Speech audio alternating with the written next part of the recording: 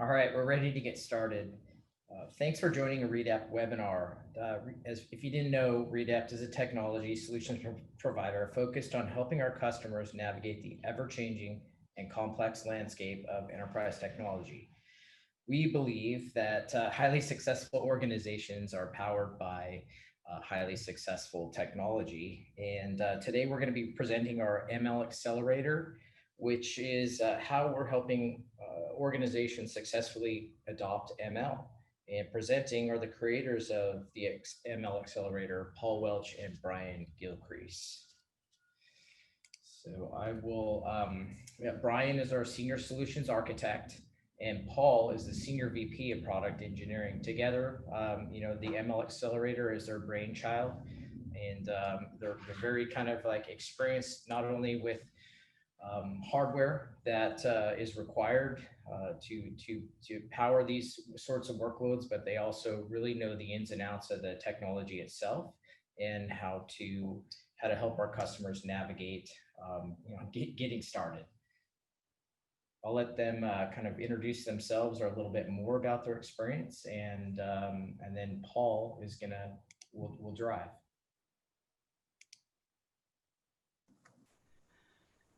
Thanks, David.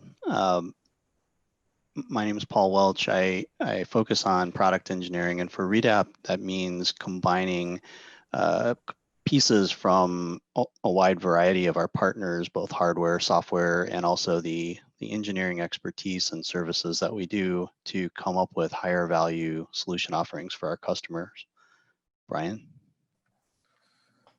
Yeah, thanks, Paul. I'm Bryan Gilcrease. I'm a Senior Solution Architect here at Redapt, and I've been working with customers to build out big data analytics, machine learning solutions. And this is the culmination of our experience and conversations with what customers are going through and what we see in the industry. And I'll let Paul kick it off. Thanks.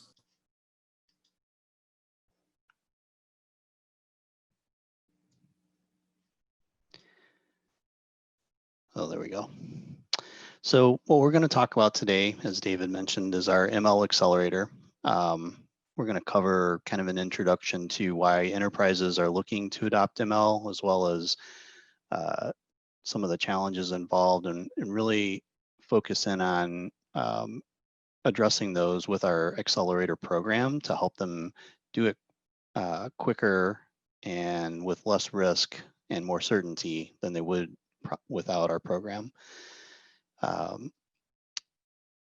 Bryan, do you want to add anything to the agenda about the Dell partnership and? This is a co-webinar with Dell EMC as a sponsor, and we built this out with Dell EMC hardware as a reference architecture to fit into their portfolio. And this ties in nicely with some of the stuff and reference architectures that they've done around this, and we've picked flexible and platforms that make this able to work for our different customer needs. Awesome. So why are enterprises looking to adopt ML? I'm sure everyone's heard about AI and ML at this point. There's really been a perfect storm of developments over the past 5 to 10 years that's enabled it. ML or machine learning can solve problems with these, using these developments that were not feasible to even consider running on a computer in the past. Advances, one of those is advancements in the ML algorithms themselves, the math and the software algorithms, things like deep neural networks and transformers that can be used to optimize business decisions. For example, when to order inventory items or how to prioritize your marketing budget. In addition, many of these algorithms, they're called models, when they're built, could not have been trained before today's high performance infrastructure like the Dell EMC servers. And in some cases, acceleration with specialized hardware like GPUs, and also with the massive explosion of data that's available today from sources like the internet and social networking, IoT devices at the edge, collecting data and so forth. These models can even be used to drive automated decisions. As an example, had a real life example of this the other day myself. I had a customer support issue with an order from a large e-commerce site that I won't name. And my package arrived without the product in the box. So I had a hard time actually finding a real person to talk to get it resolved. So I tried their chat bot, and within 10 to 15 minutes, I had the problem resolved with a replacement item being shipped without any human intervention. And that was all driven by machine learning on the back end. And so chatbots were a great early win for many companies, automating the customer service process, giving a better customer experience to customers, and reducing the human intervention that's required, reduces the cost. But ML is not just for chatbots and not just for the retail industry or e-commerce or even high tech. It's being adopted for a wide variety of use cases across just about every industry, from high tech companies to education, manufacturing, retail, oil and gas. Just a few examples might be customers that are using ML techniques to do better fraud detection for credit card transactions or insurance claims, customers who are in the financials and investment industry, coming up with trading strategy recommendations or portfolio allocations. And in healthcare, especially in these COVID days, very exciting developments are happening with diagnosis and treatment recommendations, and even developing new medicines and drugs to treat people.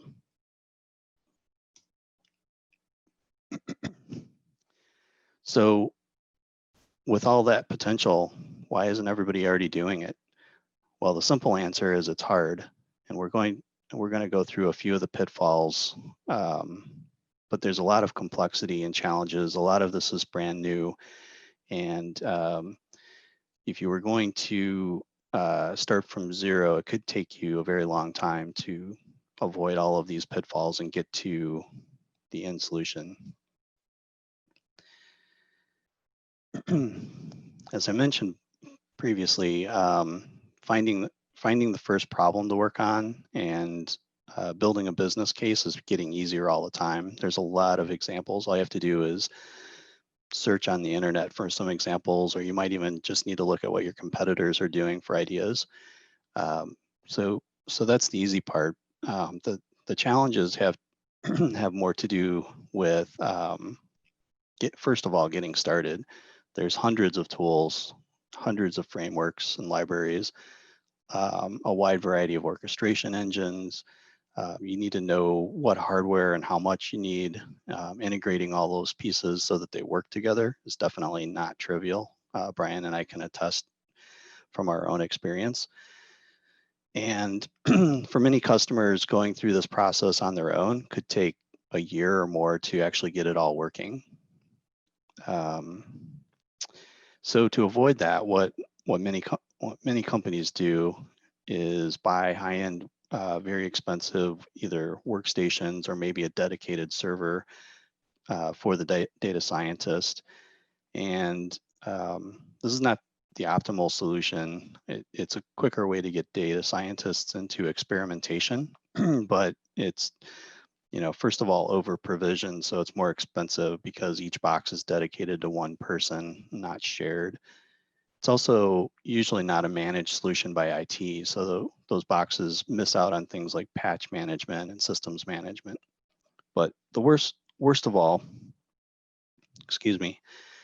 the worst problem about that approach is when you need to go to production. Let's say the data scientists have come up with this revolutionary new ML model that's going to make a huge amount increase in revenue, but they need to run it in production. And the architecture of that high-end workstation under their desk is almost certainly going to be different from what you need in the data center to scale and run reliably.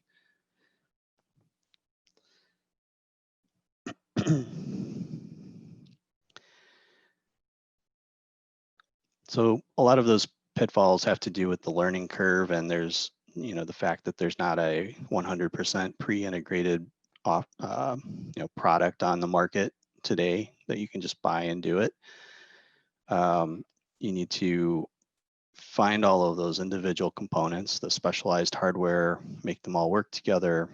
And that's one set of challenges, but then there's also an organizational divide or a disconnect in many organizations between the data scientists who are experimenting and building these models, which is really kind of similar to a software development process.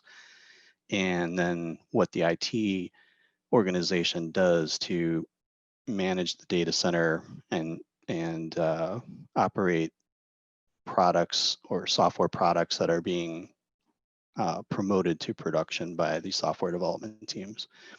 Very different processes, very different architectures as well. In fact, these all contribute to what many studies have shown is that more than 80% of those ML models never make it out of experimentation, never make it to production. So it's a huge risk to a company making that kind of investment to experiment and try all of these different models and techniques for most of it never to be realized.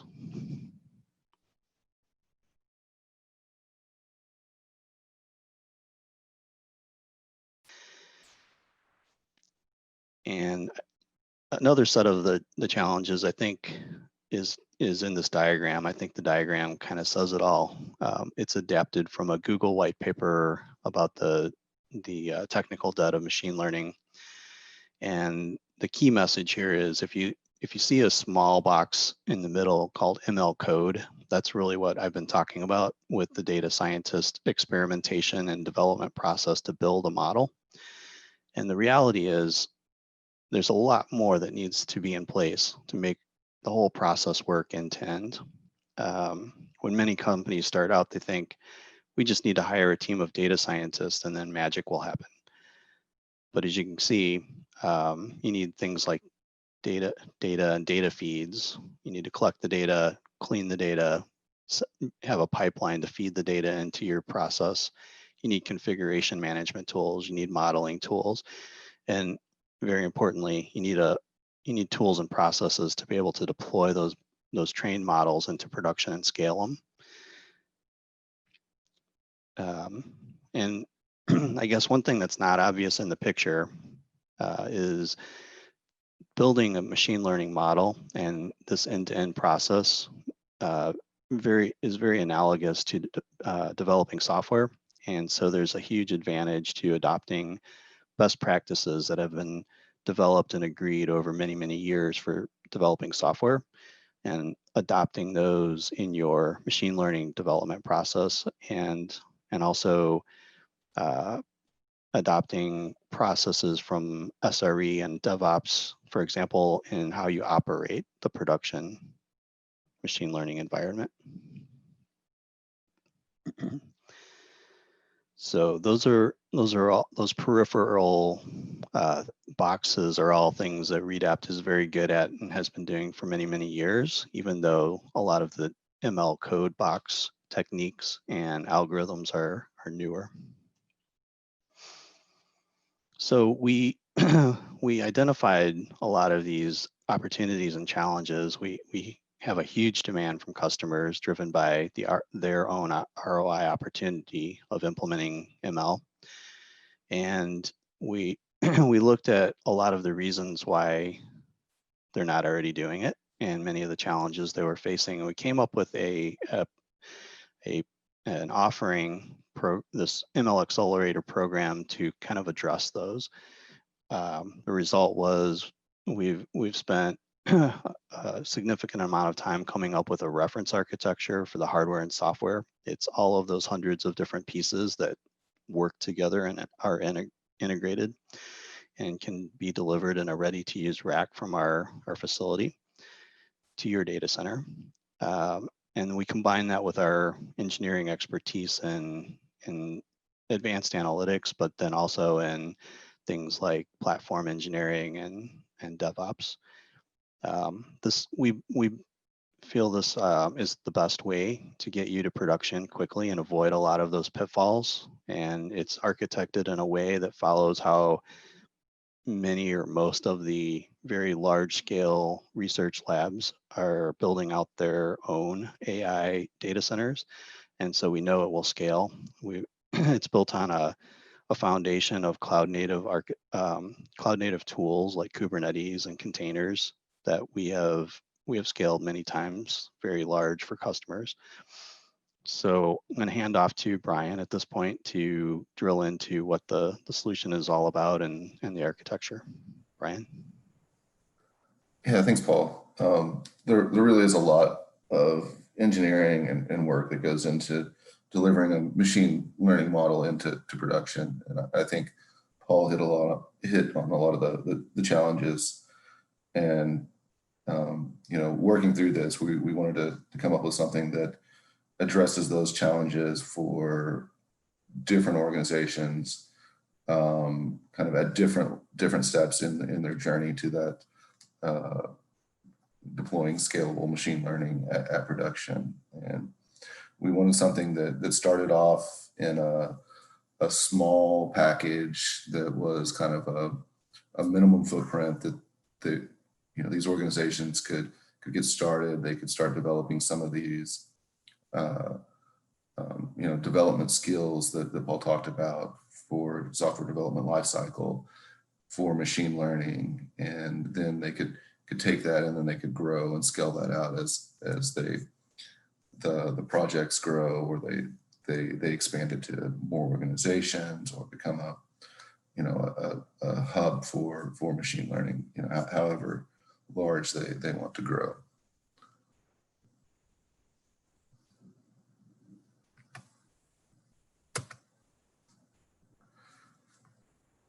So putting that together, we did that with Dell EMC hardware. We wanted, enterprise grade hardware, something that has a proven track record and something that, is that IT organizations are used to managing. The Dell EMC hardware with the iDRAC control and server management features that is something that's been around for a long time and makes support and monitoring possible by the IT organization. So we took that and we built up, like I said, a minimum footprint to run our software solution on top of that. And we also wanted to make sure that we could support running training for large models or deep learning models with GPUs. So we have a infrastructure portion, and then we've got compute nodes that scale out and support GPUs to make this possible.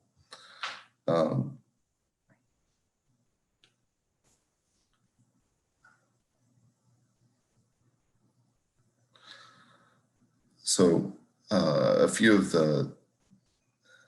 the key components that we deem from the software stack is we'll be looking at Kubernetes and Kubeflow to support Jupyter notebooks, pipelines, things like that. And we know that a lot of these are new features, so we want to put all of this together and create a services flow that mimics the infrastructure. And we have a group of data scientists, data engineers who are working with customers to build out these types of solutions, and we want to transfer that and to be able to do that on premises in, you know, a built-out Dell EMC reference architecture.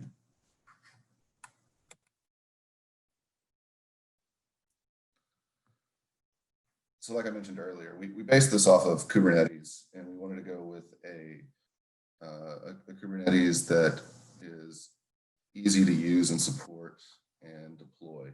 So we built this out with Rancher that makes managing different Kubernetes clusters very easy. It's HA configuration, highly available. So, you know, as we start, even with the smallest piece, it's resilient and can support outages, which, if we've learned anything in IT, is we know that they will happen. We want to make sure that we've got support for traditional machine learning and CPU-based training, as well as acceleration for some of the larger models, like Paul was talking about, using GPUs.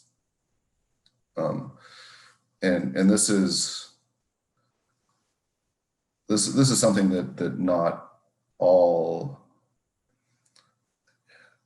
this is sort of unique in that a lot of times a company or a vendor will focus on one or the other. And we want to make sure that we have a flexible platform that ties in your existing workloads, as well as you know, accelerating larger workloads with GPUs. We went with Kubeflow as a workflow manager. This is a project that came out of Google and is being adopted across the industry very quickly. And this is going to run in containers on top of Rancher. And you know, one of the things that Paul talked about early on was that putting together all these different pieces can be very difficult and can take a long time. And Paul and we went through this. We've, you know, had to struggle finding versions that worked with each other, and making sure that there's no incompatibilities, and that you know, that there's a repeatable way to deploy all of this, and that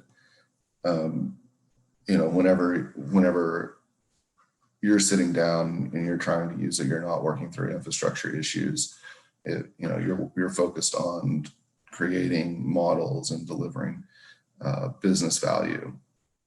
One of the kind of the easy buttons in Kubeflow is it integrates with Jupyter notebooks for self-service. So Jupyter Hub is integrated into Kubeflow, and it allows data scientists or analysts to spin up notebooks, start working, and start working through their development lifecycle, and start seeing results interactively. And this runs on the cluster in a container. So, you know, once they're done with that, they can destroy the instance, and the resources are free.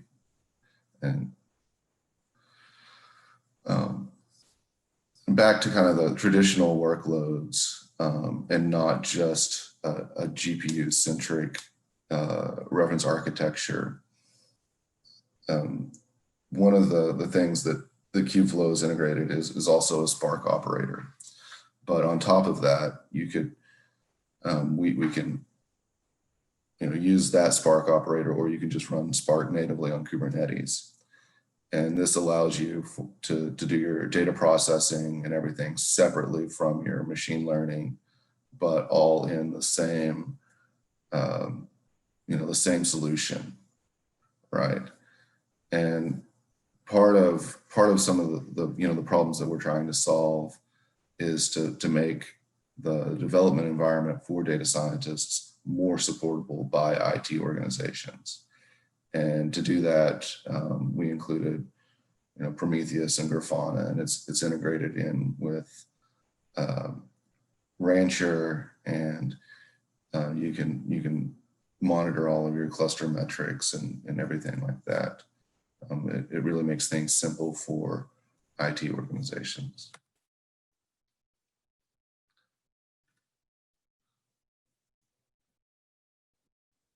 So looking through this, we could have picked any hardware vendor to deploy this with, but we have a long history at Redapt working with Dell EMC, and that made Dell EMC a great fit for what we're doing here. We've worked hand in hand with their high value workload team on many projects in the past. We're a strategic OEM partner. We were able to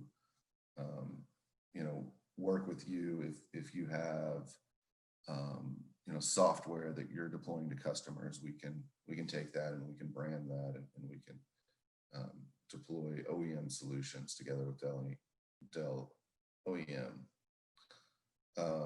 And I think that some of these different pieces is what makes this solution special and have a little bit more value than just picking any hardware vendor to support the hardware. So I think Paul and David mentioned a lot of these pieces, but in the machine learning space, I think they're especially valuable. As a company, Redapt has worked with a lot of cutting edge technology company, web tech companies that have been doing this and doing large scale out computing, and we've worked with a lot of these in the past, and we take that knowledge and we take that understanding of what it takes to support a solution that can be scaled and that you can reliably support and manage as that grows. So taking that and pulling that down and incorporating it into kind of a bite-sized piece with this ML Accelerator was one of our primary goals. And Redapt is placed very well in the fact that we have that experience building out that scalable hardware and infrastructure, and then we also have services on top of that to support building out the workloads that run on top of that. And that's kind of where this comes together. It's not just here's your hardware with a software stack on top of it, go learn this. We can sit down and work with you. We can come up with areas in your business that might benefit from machine learning. We can take those areas, we can build POCs around those. We can start creating models. We can do that, either from scratch, or we can take, some model that's been created by a company that shared that, like something like BERT for natural language processing, and adopt that to your specific use case. And we can see that all the way in through to production. I think that's what really makes Redapt special. So thanks for watching. I think we're going to open this up to question and answers. Paul or David, did you have any more comments? I did get a couple of kind of questions sent in through the Q&A. And one was, I'll just kind of paraphrase it here. They're interested in doing some ML, but before they engage, are there some things that they should be thinking about in regards to data? Yeah, I'll go ahead and handle that.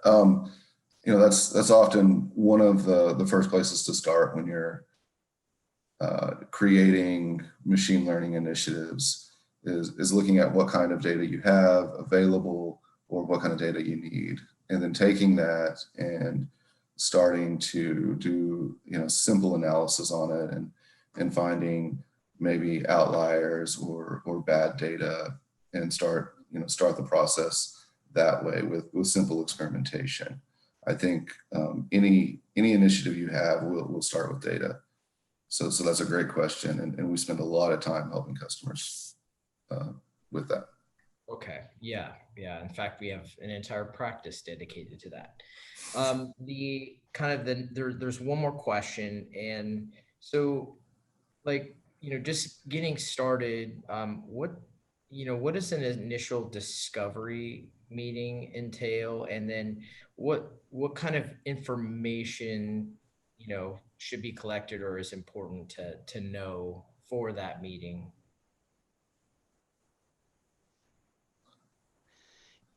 Yeah, that's a really good question. I'll give my 2 cents, and then Brian, you can chip in if you have anything to add. But I think as far as initial discovery, I think having some understanding of what's going on in your industry, what your competitors are doing, and what's possible in terms of what new types of problems ML solves are good educational types of homework to do before you get started. There's a lot of content out there to read.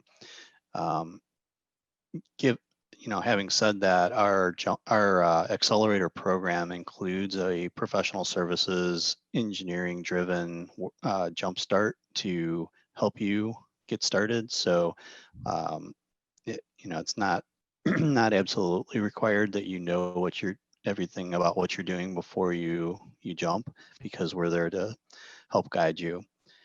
I think, what was the second part of that question, David? What was, what kind of information is helpful to bring or to know for that meeting? Oh, right. What's helpful to know going into this? Well, I think some of the information that's useful is knowing what your IT operations processes and organization looks like, and how that will help us to kind of understand how to translate what this architecture is to your team, so that they can be comfortable taking it over and fill any gaps in terms of operations and management that they need to fill in. Brian, do you have any thoughts on the machine learning side of what they need to bring? Yeah, I mean, it's, in this day and age, it's very rare that we talk with customers that don't have some sort of machine learning initiative already, even if it's in a specific business unit or kind of just on a team here or there. So, if you could think about that and talk to those groups that may or may not be doing that, it would be, it would be useful to kind of come to the table and say, here's what we're trying to do. And these are the pitfalls that we've already found. And that can be a great place to start. Like I said, I think most companies have some of these teams doing this already. Yeah. Okay. Well, one more question kind of trickled in here. I think we'll cap off after this, but the question is, I've heard data scientists are pricey, right? And just from my own experience, I've heard $400,000, $500,000 in salary a year compensation. I don't know if that's true or not. I think for some exceptional ones that would be true, but are there machine learning models or technologies that are applicable to smaller size companies, right? Where, that maybe we don't need to make the investment in a data scientist, but we can use kind of some models, or is there another way to do that? Yeah, I have a couple of thoughts on that, and Brian probably does as well. So first of all, in terms of comp, it always depends. Data scientist is a pretty broad title, and sometimes means different things to different people. So that can mean anything from people really more focused on building pipelines at a software engineering level, all the way to someone with a PhD in math who's doing pure research. So it's kind of hard to tell, as far as the cost of what you need for headcount. But the one thing that's really encouraging in that is that there are so many pre-built, or I'll say halfway built, models available from these research groups at large companies, Google, Facebook, Microsoft, Amazon, and probably 100 others all have research teams, with a building full of those math PhDs who are building models completely from scratch as a research R&D effort. And many of them are open sourcing and making available that research so that other companies can take advantage of it. And then, NVIDIA, I should have mentioned NVIDIA as well, has taken some of those open source models and prepackaged into NVIDIA optimized containers that we can use in our platform. And so you have a model like BERT. I think Bryan mentioned earlier a model called BERT, and that one is was originally developed by Google for natural language processing, and is what a lot of companies use as the underlying foundation for chatbots, understanding the text that's being put in and how to respond to that. So what you can do is start with that as a starting point, and you can't just use it off the shelf, but you can incrementally add to it to customize it for your use case. And that's a much easier problem to solve than building it all from scratch, if that makes sense. Yeah, that does make sense. Perfect. Well, thank you guys. Thanks, Bryan. Thanks, Paul, for your time. And I really appreciate it. And if any of you have additional questions, just reach out to us at Redapt, and we'll connect you with Bryan and Paul so you can dive deeper into machine learning. Thanks, David. Thank you, guys.